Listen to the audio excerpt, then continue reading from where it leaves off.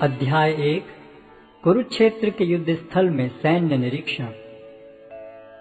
धृतराष्ट्र ने कहा, हे संजय, धर्म भूमि कुरुक्षेत्र में युद्ध की इच्छा से एकत्र हुए मेरे तथा पांडु के पुत्रों ने क्या किया? संजय ने कहा, हे राजन, पांडु पुत्रों द्वारा सेना की व्यूह रचना देखकर राजा दुर्योधन अपने गुरु के पास गया और उसने ये शब्द कहे, हे आचार्य, पांडु पुत्रों की विशाल सेना को देखें, जिसे आपके बुद्धिमान शिष्य द्रुपद के पुत्र ने इतने कौशल से व्यवस्थित किया है। इस सेना में भीम तथा अर्जुन के समान युद्ध करने वाले अनेक वीर धनुर्धर हैं, यथा महारथी युयुधान, विराट तथा द्रुपद।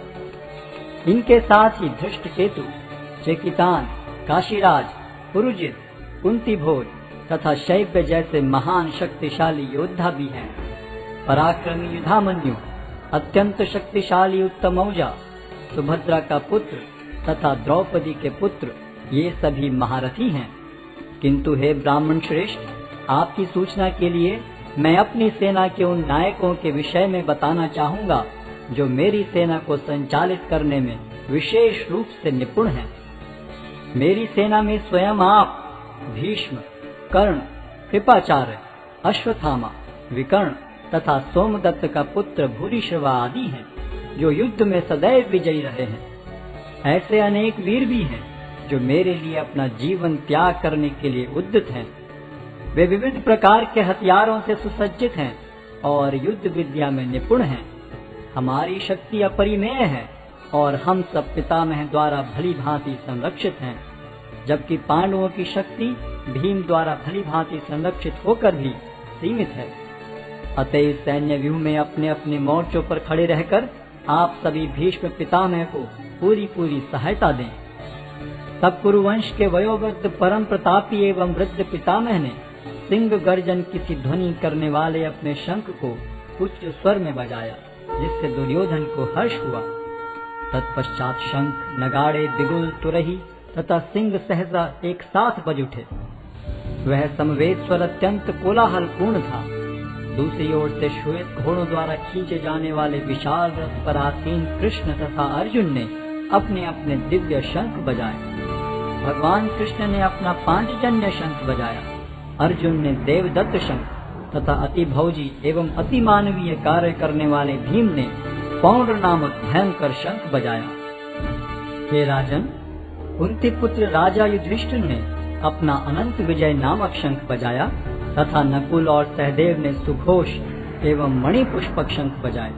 महान धनुर्धर काशीराज, परम योद्धा शिखंडी, धृष्टद्युम्न, विराट, अजय सात्यकी, द्रुपद, द्रौपदी के पुत्र तथा सुभद्रा के महाबाहु पुत्र आदि सबों ने अपने अपने शंख बजाए। इन विभिन्न शंखों की ध्वनि कोलाहल पूर्ण बन गई, जो आकाश तथा पृथ्वी को शब्दायमान करती हुई धृतराष्ट्र के पुत्रों के हृदय को विदीर्ण करने लगी। उस समय हनुमान से अंकित ध्वजा लगे रथ पर आसीन पांडु पुत्र अर्जुन अपना धनुष उठाकर तीर चलाने के लिए उद्यत हुआ।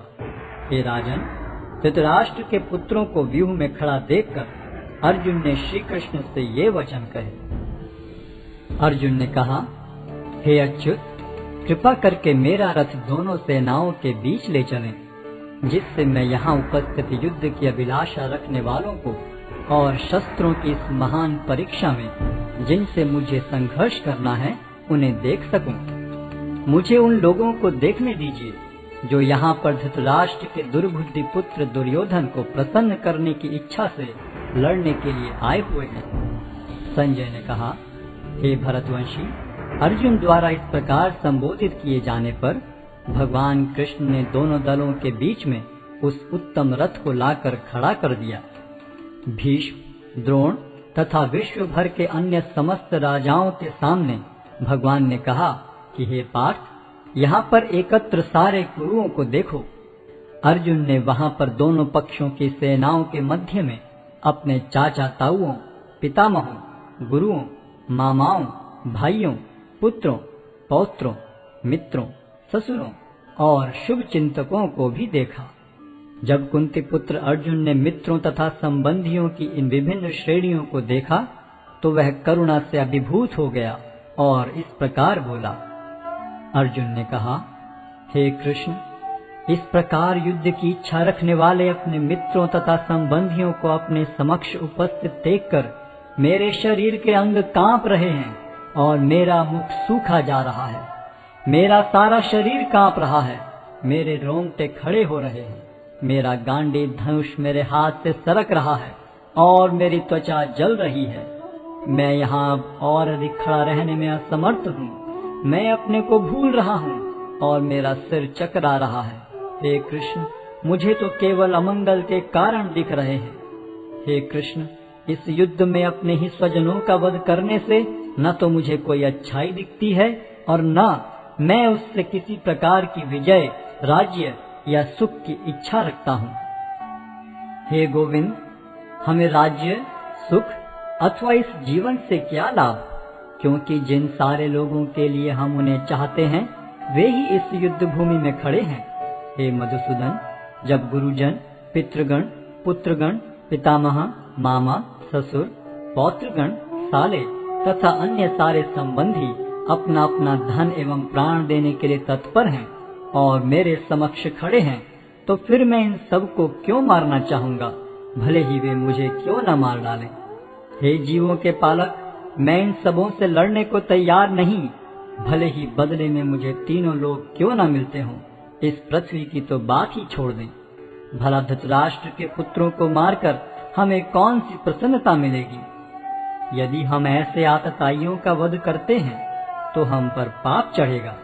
अतः यह उचित नहीं होगा कि हम धृतराष्ट्र के पुत्रों तथा उनके मित्रों का वध करें।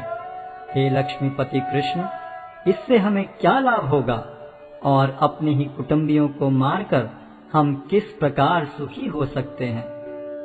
हे जनार्दन, यद्यपि लोक से अभिभूत चित्त वाले ये लोग अपने परिवार को मारने या अपने मित्रों से द्रोह करने में कोई दोष नहीं देखते, किंतु हम लोग जो परिवार के विनष्ट करने में अपराध देख सकते हैं, ऐसे पाप कर्मों में क्यों प्रवृत्त हों। कुल का नाश होने पर सनातन कुल परंपरा नष्ट हो जाती है और इस तरह शेष कुल भी अधर्म में प्रवृत्त हो जाता है। हे कृष्ण, जब कुल में अधर्म प्रमुख हो जाता है तो कुल की स्त्रियां दूषित हो जाती हैं और स्त्रीत्व के पतन से हे वृष्णिवंशी अवांछित संतानें उत्पन्न होती हैं। अवांछित संतानों की वृद्धि से निश्चय ही परिवार के लिए तथा पारिवारिक परंपरा को विनष्ट करने वालों के लिए नारकीय जीवन उत्पन्न होता है। ऐसे पतित कुलों के पुरखे गिर जाते हैं, क्योंकि उन्हें जल तथा पिंडदान देने की क्रियाएं समाप्त हो जाती हैं। जो लोग कुल परंपरा को विनष्ट करते हैं और इस तरह अवांछित संतानों को जन्म देते हैं, उनके दुष्कर्मों से समस्त प्रकार की सामुदायिक योजनाएं तथा पारिवारिक कल्याण कार्य विनष्ट हो जाते हैं। हे प्रजापालक कृष्ण, मैंने गुरु परंपरा से सुना है कि जो लोग कुल धर्म का विनाश करते हैं वे सदैव नरक में वास करते हैं। ओह, कितने आश्चर्य की बात है कि हम सब जघन्य पाप कर्म करने के लिए उद्यत हो रहे हैं।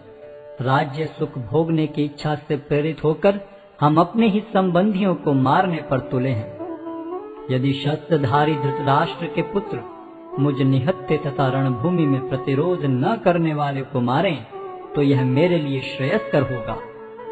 संजय ने कहा, युद्ध भूमि में इस प्रकार कहकर अर्जुन ने अपना धनुष तथा बाण एक ओर रख दिया और शोक संतप्त चित्त से रथ के आसन पर बैठ गया।